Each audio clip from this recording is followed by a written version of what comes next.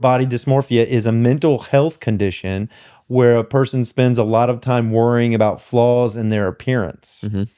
These flaws are often unnoticeable to others. People of any age can have BDD, but it's most common in teenagers and young adults. Phil Phails for you. I self-medicated with food. Yeah. Like I got one of these subs and I ate a half of a carton of pimento cheese. Yeah. And that was my kind of my soothing. So can we like go down that vein a little bit more? Heck yeah. Okay.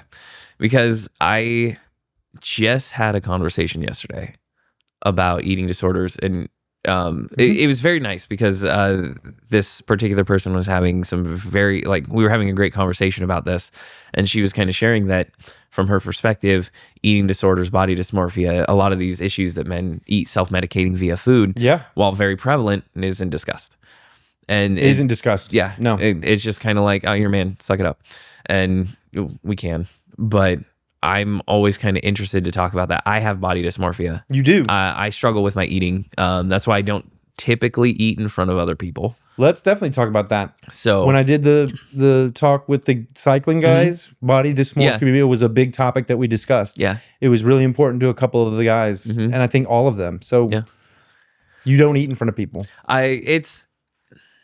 I've just had a number of times where, like say you and I went out, or a bunch of us went out after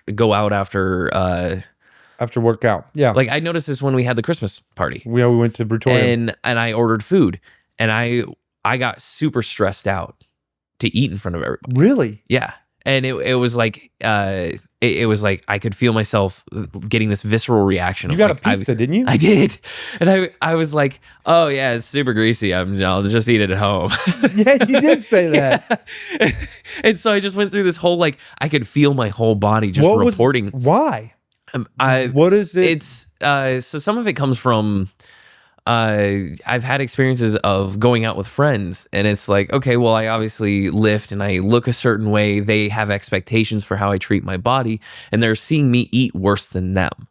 And it's like, oh, I would imagine you would have had like clean, you would have had salad, all these like negative comments about what I'm eating that make me self-aware because they're projecting an insecurity. Yeah. That was a lot of words to say. Like, it just created this insecurity in me of, oh, I have to perform. Masking. Yes. And so then it's like, oh, I just won't eat. I'm not hungry. I ate already. I had to hit my macros. Stupid stuff like that. So then you go home and eat 3 chicken sandwiches. Oh, yeah, fuck them. No.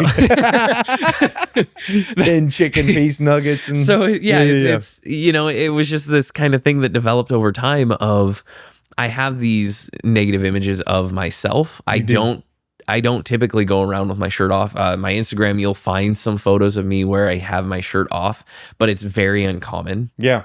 It gets weird when I do get compliments. Like I made an Instagram to try and grow and get my name out there, and immediately was embarrassed. Really? Shame. Yeah. Like the attention, even though it was technically positive, or like gross inappropriate direct messages. Do you get like the lady equivalent? Like, you know how ladies... No. I get men. It's only men. Women are way more discreet. Men do it to women and they do it to men. Oh yeah, they shoot their shot. There's no discrimination. Hey boy. Yeah. So dudes, do better. Do better. Dudes out there, if you're a dude out there, but that had no impact. Do better. That had no impact on me, like on these decisions. Yeah. But it was just this kind of thing of like, there's me as a college athlete. Yeah. A 6% body fat year round, eating 6,000 calories a day. Dude. And like, that's a lot of calories. I was training most of the day. Yeah. And then there's a picture and videos of me at 30 where I'm 8 or 9% body fat and like climber build. Yeah. Ultra lean, big back, shoulders, arms. Yeah. And these are like variations of myself at different points where it's like, that was peak physique. I'm not a paid athlete anymore. How do I compete with that?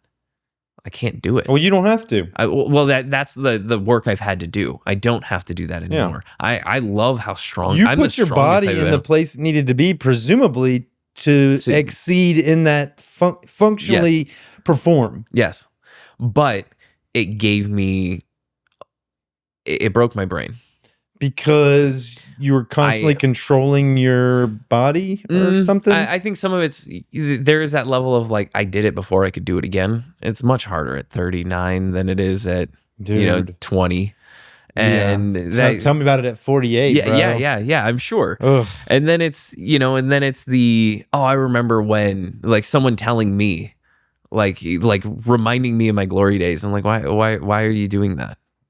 Yeah. You remember when you were good at football in high school, when you peaked? Like that's the bad reaction. Yeah. The not okay reaction. And that's stuff that I've had to work through, where I've been an asshole and like thrown it back in people's face. And it's like that they didn't mean it. And that wasn't fair. Because it's triggering you an insecurity. Yes, correct. And they didn't mean it that way. Most people, very rarely has anyone ever tried to be a jerk about it. Most people want to be friends. And so like that's been a growing point of me of, I'm reacting. This is me. This is my pain coming out, and I'm now lashing out. And it's like my big goal now is I want to create a safe space where someone can talk to me and I can comfortably talk and I can relate from a place of like, I may have not been in your shoes, but I've maybe walked alongside them to some degree, and try to make, everyone feel safe, heard, respected. And it's like, that there's a part of me that I still feel is like the little asshole voice in my head that, it's my ego, and trying to shelf that in some way, or at least respect that. It's like, I hear you, fuck off. I want to do better. So can I play with that narrative a little bit? Yeah. I'm sweating now. I wonder. You're sweating now. Yeah. That's like anxiousness or some kind of realness. Well, yeah, it's like putting myself... Vulnerability. It's vulnerability. I'm trying to be as honest and authentic as I can. Yeah. And I don't like going back and saying like, there's about 8 years of my life where I was just a giant dickhead. Sorry, continue. You were a dickhead. Well, I mean, I was just rude to other people because of my insecurities and me like not when knowing they would say stuff. Yeah, and not knowing how to properly emotionally regulate myself or understand where I was coming from. So yeah, my 20s weren't great. Dude, that's what 20s are.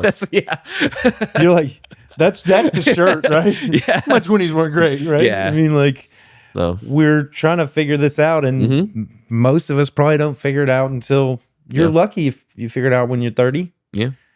I think I figured it out a couple years ago. Yeah. And I still figure things out. But what I was speaking to is this relationship I heard you have with this voice in your head that you're like, fuck you, And I imagine that voice was there to protect you in some way historically. Correct. And there's some way that, I mean, you can tell it, fuck you. You can do whatever you want. I support you. There's another option where you say like, thank you, dude, for supporting me, keeping me alive, and keeping me safe in times when I didn't really know how. Yeah. And I got this now, little dude. Like I'm older, I know more.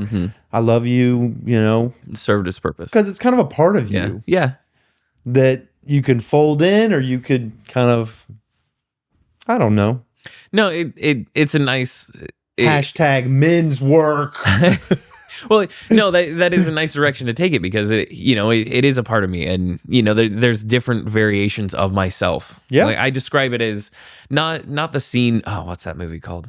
The one with the emotions. Inside Out. Thank you. Yes.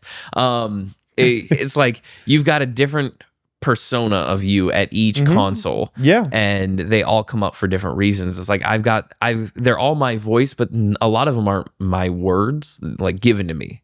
Right. Like maybe someone gave me a negative self-talk that I've adopted, and now I speak it in my voice. Influential, yeah. Yeah.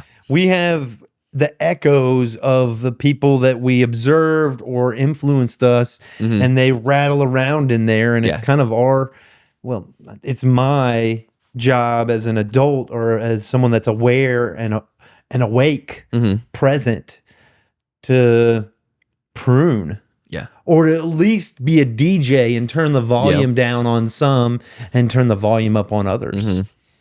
And I mean, I can love those parts too. Yeah. I can be like, man, you wanted Phil to be safe. You wanted him to be. A lot of times that's what it is. I want to feel safe. I want to feel safe. And yeah. Body dysmorphia is a thing. Yeah. And using food to which actually emotions. was the whole segue that I skipped over. No, I mean, it's perfect. Yeah. That's hand in hand, hand in glove. That's what the British say. Oh, I've never heard them say that. We say hand in hand. Oh. They say hand in glove. Oh, that's weird. Okay. I guess the glove goes on a hand. Yeah. Okay. But also another hand can go on another hand. I don't know. Anyway, we digress. Body dysmorphia is like, the definition of it is like not liking the body that you're in. Yeah. I'm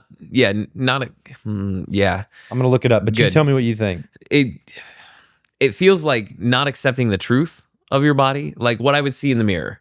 It's like, okay, I'm 12% body fat. I see 25. This is very common with bodybuilders because they are so aesthetically attuned that it's very common.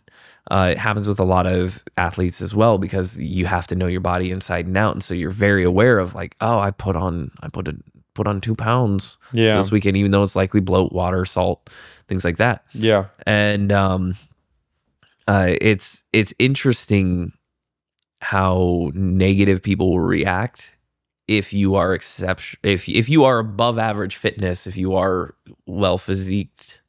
That's a word. Okay. It is now. If we make up a word, I learned this from another guest. It's called a neologism. Oh. That's a word that you make up. Okay. A neologism. You could have even made that word up. No, that's a real word. Someone made it up. I actually told him that I thought he had made that word up. Okay. But he would be neologism. He would be neologizing the word neologism. Yeah. Anyway, just that you can actually get a lot of negative backlash in talking about, like, I don't like what I see in the mirror. Oh, you're not allowed to. Yeah. You can't look like you do and think the way you do. That's not fair. Yeah, you're not validating that person's experience. Yeah. And so that always makes it fun to then not share of like, oh man, I hear you're going through this thing. I'd love to relate with you, but I also don't want you to throw it back in my face. Right. Or make it sound like, oh yeah, my vanity. Oh yeah, poor bodybuilder's got an extra pound, you fucking jerk. Yeah. Body dysmorphia, it's a disorder. I didn't realize that. Or body dysmorphia is a mental health condition where a person spends a lot of time worrying about flaws in their appearance. These flaws are often unnoticeable to others. People of any age can have BDD, but it's most common in teenagers and young adults. Am I a young adult? What you said, huh? Am I a young adult? Can I be a young adult again? No, I don't want that. I changed my mind. I'm good with my 30s. My 30s have been fantastic. What is a young adult? I guess that's 20s. I don't know. 20s were hard, right? I don't want to do too much. No, the 20s, leave those in the past. Those, I'm good. If I could do 20s with the wisdom of my 40s, I would do it. If I could do my 20s with the money of my 30s. Yeah, fuck the wisdom, yo. I mean, yeah, that would be money. nice too. That would be nice too. Yeah. But yeah, no, it'd be but a little easier, I think. Yeah. I think it's important to validate folks' experience. Yeah. Because, I mean,